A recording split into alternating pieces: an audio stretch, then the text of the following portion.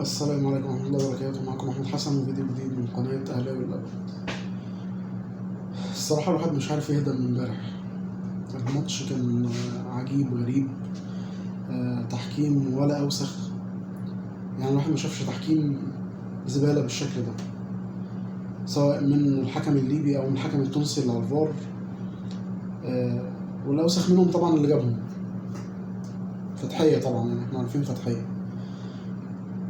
فمش عارف، يعني الناس دي بتحارب الأهلي بكل الأشكال الممكنة اللي ممكن تتوقعها. هو كبير القارة وراكب كل القارة من زمان، بس مش كده. يعني الكرة دايما اللي احنا نعرفه كأهلاوية عدل وكرة في الملعب، لكن اللي بيحصل ده بره الكورة خالص وبره الملعب خالص وبره كل اللي ممكن نتخيله. مش عارف التحكيم هيفضل بالشكل ده ازاي. الحكم اللي جاي كمان في الإياب ده حكم بيعتزل، يعني حكم آخر ماتش ليه. هل هيقدر يحقق العدل في الماتش ده ولا هيعمل السبوبة ويخلع؟ الله أعلم. يعني مش عايزين نظلمه من دلوقتي، بس لازم الأهلي يضغط بكل قوته علشان الماتش يطلع نظيف. الماتش اللي جاي في الدار البيضاء لازم، لأن التحكيم اللي احنا شفناه في استاد القاهرة ده ضربتين جزاء للأهلي 100%، مفهومش كلام. الحكم بيعيد الحتت اللي هي عاجباه في الفار، الحتة دي حلوة عيدها، زبالة زبالة. فالواحد شاف امبارح تحكيم وتعليق. حتى عصام الشوالي منحاز للوداد المغربي بغباوة. المغرب العربي كله بينحاز لبعضه، بس مش كده. نفس اللعب الزبالة بتاع المغاربة، اقع وضيع وقت، والحكم طبعا ما يديش وقت بدل ضايع، حاجة زفت. نفس طريقة اللعب الزبالة اللي هم بيلعبوها من سنين السنين، هي ما غيرهاش ولا أظن هيغيروها. هو المغرب العربي كله بيلعب بنفس الطريقة الزبالة دي. مش عارف، يعني هم سحبونا امبارح للجون اللي دخل فينا، الجون ملوش أي 30 لازمة. هيصعب المهمة طبعا، بيصعب المهمة. يعني 2-0 طبعا أكيد أحسن مليون مرة من 2-1، لأن احنا عارفين الهدف في أفريقيا لغاية دلوقتي بيتحسب بهدفين، فهم 1-0 هناك يعدوا ياخدوا البطولة. بس بإذن الله ثقة في الأهلي، ثقة في رجالة الأهلي، مش هيدخل فينا أجوان هناك، وإن شاء الله نكسب كمان ونعلم عليهم في الدار البيضاء، لأن الأهلي يستحق البطولة بصراحة. الأهلي أقوى فنيا بكتير من أي فريق كان في البطولة السنة دي، غير صن داونز. يعني هو خرج الماتش اللي فات، أنا كان في رأيي هو كان أقوى المرشحين للبطولة، لكن خرج بالحظ قدام الوداد. وحظنا الأسود إن إحنا نقع قدام الوداد، اللي طبعا عارفين فوزي وعارفين الفساد التحكيمي بتاعه، لكن الأهلي قدها إن شاء الله باللي شفناه، بالروح اللي شفنا بيها شوبير امبارح بيلعب بيها في أول ماتش ليه أفريقيا بالشكل ده، بيلعب نهائي أفريقي وبيثبت وجوده. وكان هو الصد العالي امبارح في مرمى النادي الأهلي. اللعيبة رجالة كلها بإذن الله. إن شاء الله الماتش الجاي هيكون أفضل بكتير من كل النواحي.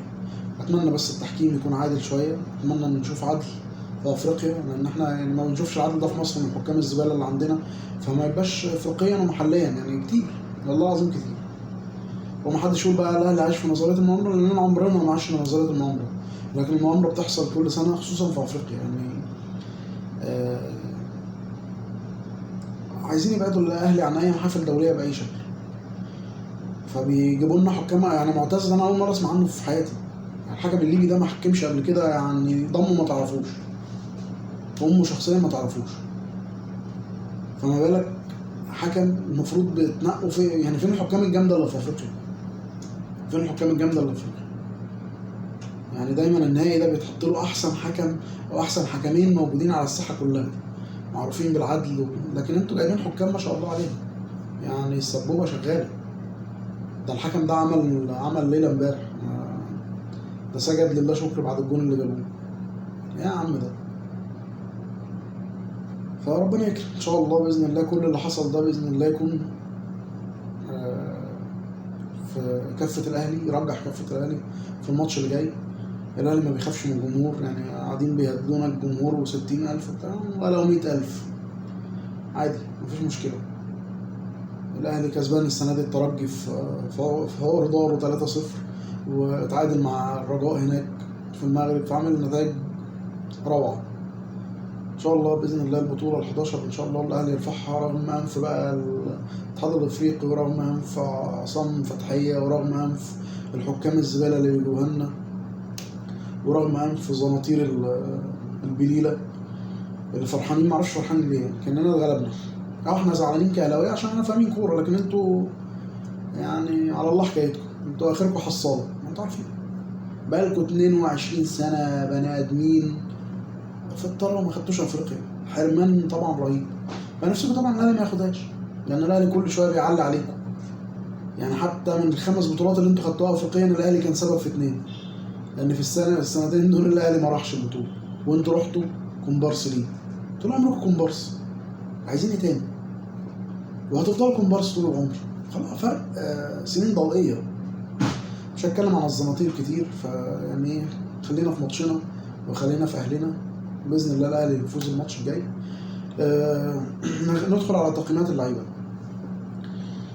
شوبير في اول ماتش ليه اديله 9/10.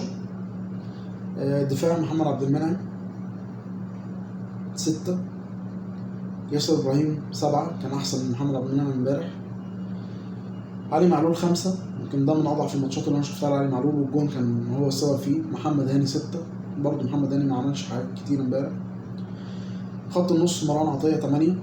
حمدي فتحي عمل شغل كويس جدا، لكن هو والي ديونج ياخدوا 7 بسبب عدم الارتداد في الجون اللي دخل. يعني ومع ان انا شايفها ان هي غلطه كولر، يعني المفروض الناس دي خلاص تعبت، بيجروا بطول الملعب من اول الماتش، خلاص في الدقيقه 60 70 اسحب بقى الناس وابتدي غير. عندك عمرو السولية وعندك قندوسي وعندك قفشه، يعني كان عندك تبديلات كويسه جدا في خط النص، لكن ما عملش التبديلات دي للاسف.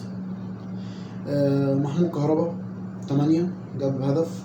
حسين الشحات 9، جاب جون، صنع جونين وكان روعه طول الماتش، وانا في رايي ما كانش يتغير. بيرسي تاو ياخد 9، جاب جون وصنع كذا جون، بس الحظ طبعا كهربا ما حطش الا جون واحد بس. الناس اللي نزلت بعد كده طبعا نازلين في الدقيقه 85، احمد عبد القادر ومحمد شريف ما اقدرش اقيمهم، يعني تقريبا ما حدش منهم لمس الكوره يعني. فربنا يسهل، الماتش الجاي باذن الله يكون للنادي الاهلي. اتمنى ان احنا نفوز هناك ونعلم عليهم، علشان يعرفوا ان الاهلي ما بيتهزش، الاهلي كبير افريقيا. سواء خدنا البطوله او ما خدناهاش، الاهلي كبير افريقيا، بيوصل النهائي 6 مرات ورا بعض، حاجات لا ما فيش خيال. الاهلي عمل ارقام قياسيه خيال بكل المقاييس، لكن كل يقين ان ال11 هنرفعها في الدار البيضاء باذن الله، زي ما رفعنا في 2006 بطوله على حساب الصفاقسي، وكان طبعا رايحين وعمرنا ما هنكسب يعني. والناس بتحتفل في الدقيقه حاجه و80، لكن ربك وحبيبنا محمد ابو تريكه هيحط جون للتاريخ. فان شاء الله الماتش الجاي ده للتاريخ يا اهلي. اللعيبه تحط في دماغها ان الماتش ده تاريخ، وهنكسب باذن الله وهنرفع البطوله ال11. اشوفكم على خير في الفيديو اللي جاي باذن الله. سلام عليكم.